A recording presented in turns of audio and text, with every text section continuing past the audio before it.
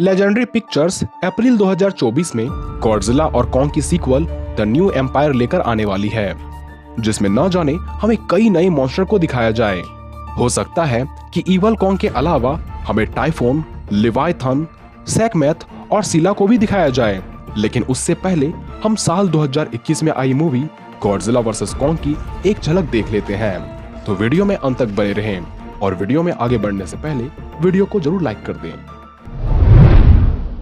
तो मूवी के शुरुआत होते ही हमें बताया जाता है कि आज से लगभग 5 साल पहले गॉडजिला और किंग गिदोरा के बीच एक बहुत ही घमासान युद्ध हुआ था, जिस बैटल में गॉडजिला किंग गिदोरा को मारने के बाद समंदर के नीचे चला गया था और उस दिन के बाद से पुनः गॉडजिला को किसी ने नहीं देखा और अब गॉडजिला के दिखे 5 साल बीत चुके हैं।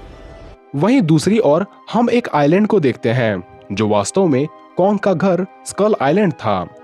यूं तो इस आइलैंड में ज्यादा कुछ नहीं बदला था, पर जो चीज बदली थी वो था कॉन्ग का आकार, जो अब काफी विशाल हो चुका था और कॉन्ग अब मोनार्क ऑर्गेनाइजेशन की निगरानी पर था ताकि वो इस आइलैंड से बाहर ना निकल पाए, क्योंकि अगर वो बाहर निकला तो गॉडजिला से इसका सामना होते ही कुछ अनर्थ हो जाएगा। और इसके पीछे की वजह है दोनों के बीच की सदियों पुरानी दुश्मनी।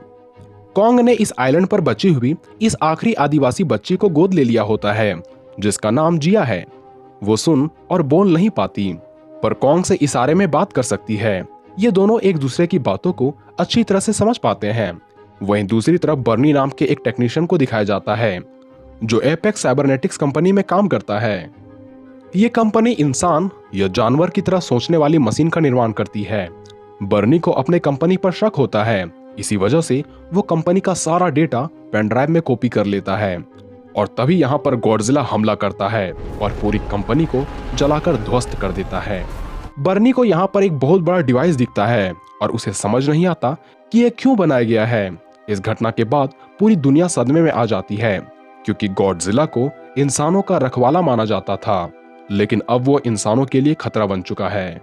मेडिसन भी इस बात से हैरान होती है कि कैसे गॉडजिला इंसानों का दुश्मन हो सकता है, जबकि पिछली कहानी में गॉडजिला ने उसकी जान बचाई थी। वो अपने पिता मार्क से कहती है कि गॉडजिला के बदले रवैये का कोई ना कोई कारण जरूर होगा, पर मार्क कहता है कि टाइटन्स भी इंसानों की तरह होते हैं, उनका दिमाग भी इंसानों की तरह बदलता है। पर मेडिसन को उनकी बात पर यकीन नहीं होता, इसलिए वो अपने दोस्त के साथ बर्नी से मिलने जाती है, क्योंकि बर्नी अपने पॉडकास्ट में गॉडजिला और एपेक्स कंपनी के बारे में कुछ बता रहा होता है।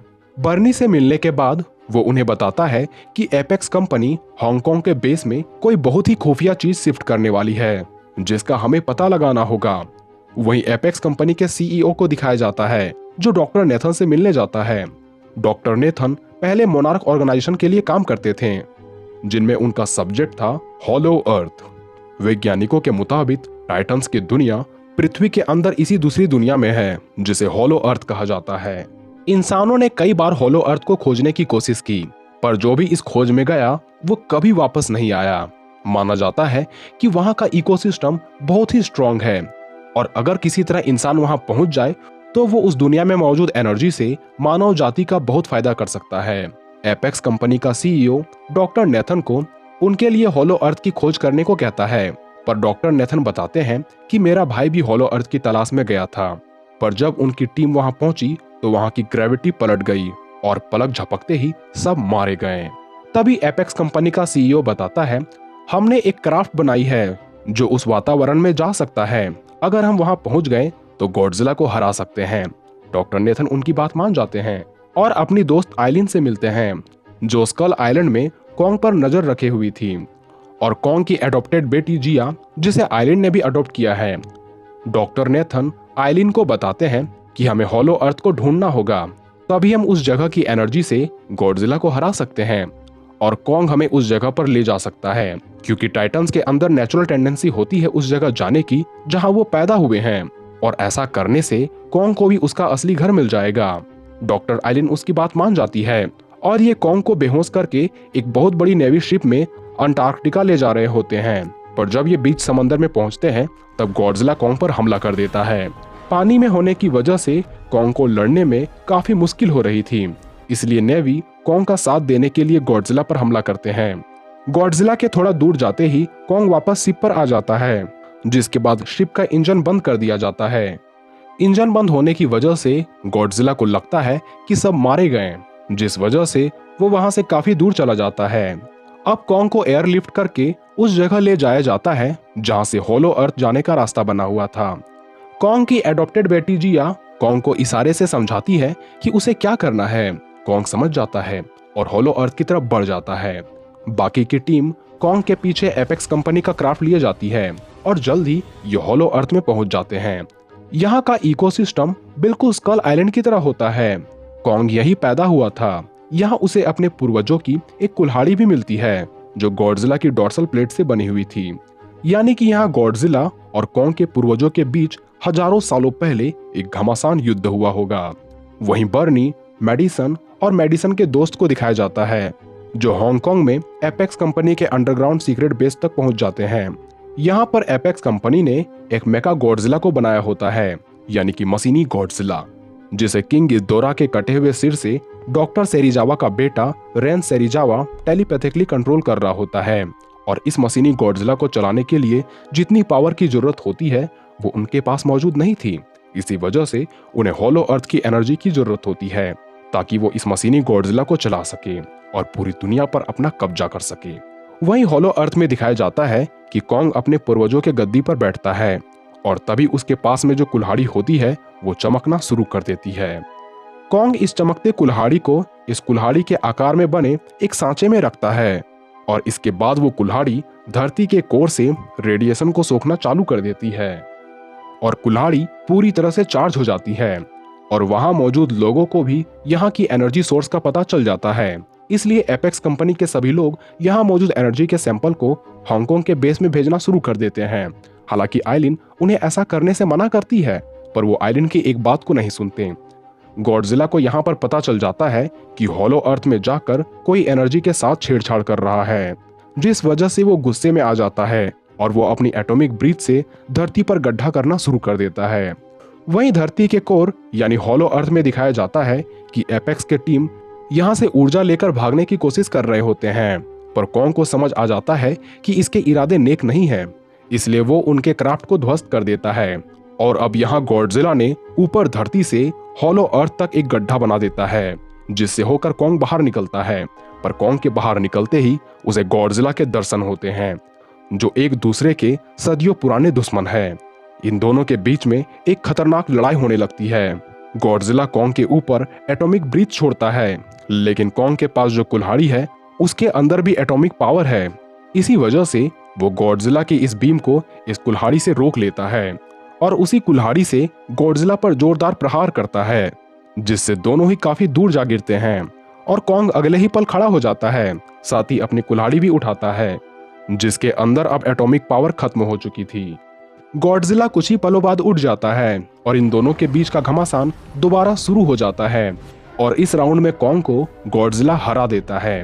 वो अपना पैर कॉन्ग के सीने में रख देता है, जिससे कॉन्ग बहुत बुरी तरीके से जख्मी होकर बेहोश हो जाता है। वहीं बेस में दिखाया जाता है कि बर्नी, मेडिसन और उसकी दोस्त को एपेक्स के सोल्जर पकड़ लेते हैं और अब यहाँ पर जो एनर्जी का सैंपल उन्हें होलो अर्थ से मिला था उससे वो मशीनी गॉडजिला को जगाना शुरू कर देते हैं। हालांकि रेन सेरिजावा ने एपेक्स कंपनी के सीईओ को ऐसा करने से मना भी किया होता है, लेकिन वो उसकी बात नहीं मानता और अब ये होलो अर्थ की एटॉमिक एनर्जी के सैंपल से अपनी एनर्जी बना लेता है और मशीनी गॉडजिला को एक्टिवेट कर देता है।